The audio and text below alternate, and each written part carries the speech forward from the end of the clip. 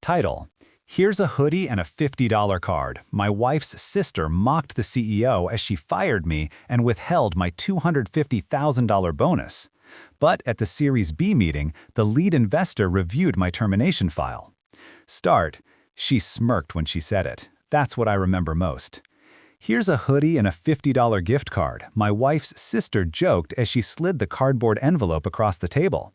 I sat there, still wearing my company ID around my neck, while the HR rep avoided eye contact. I wasn't just fired, I was humiliated. My $250,000 bonus was under review.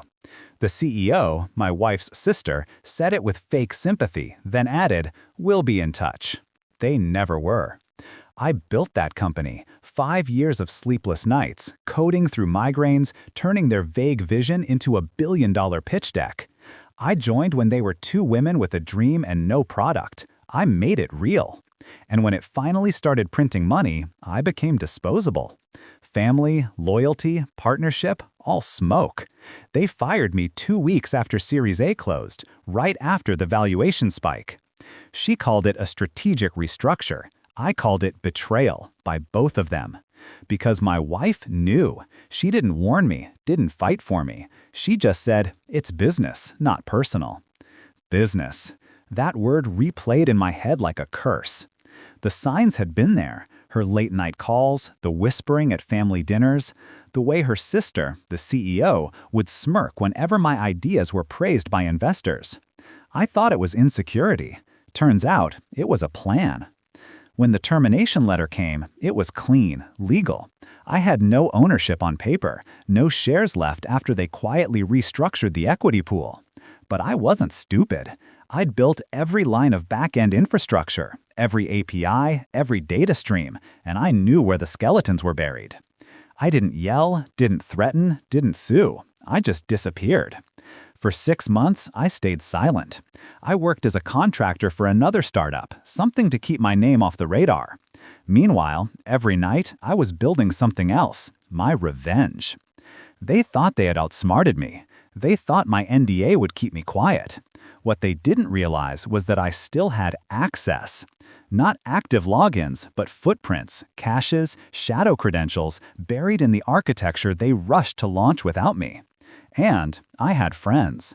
Quiet people, the kind who knew how to trace money, read contracts, and whisper to the right. It started small. An anonymous email to their lead investor, a list of discrepancies in the company's Series A financials. Nothing dramatic, just questions, enough to plant doubt. Then, a quiet leak to a journalist about internal turmoil and questionable governance. And finally, I delivered the masterpiece, a digital audit report I'd been compiling since before I left. It showed data manipulation and user metrics, the same numbers the CEO had used to raise millions. All factual, all traceable, all pointing to her signature.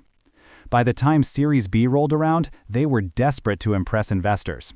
The room was full of power suits, notebooks, and the faint hum of tension. I wasn't there physically, of course, but I didn't need to be.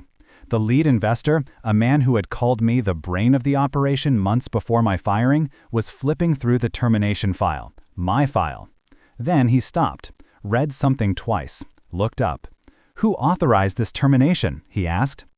My wife's sister, the CEO, straightened, pretending confidence. "I did. He violated company policy." He studied her, then pushed the file back across the table. "Congratulations," he said, voice low and cutting. "You just lost your company." They froze. Within a week, the board suspended her pending investigation. The CFO resigned. Investors called for an emergency audit. The story broke on Tech Insider. Scandal hits rising AI startup, inflated metrics, mismanaged funds. She tried to reach out, called, texted, even showed up at my apartment. I didn't open the door. When she realized I wasn't going to help her, she broke down on the porch, screaming about loyalty, about family. I watched through the peephole, silent. That's when I saw it in her eyes, fear. The kind of fear that comes when you realize you burned the wrong person.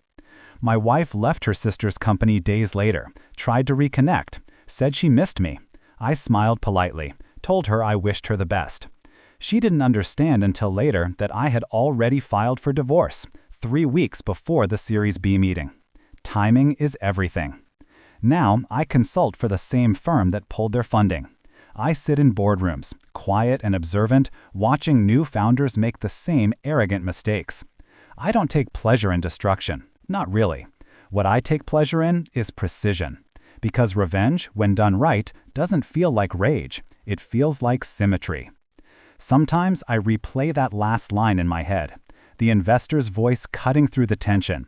Congratulations, you just lost your company. That was my closure, my justice. I didn't need to shout or prove myself. The truth did it for me.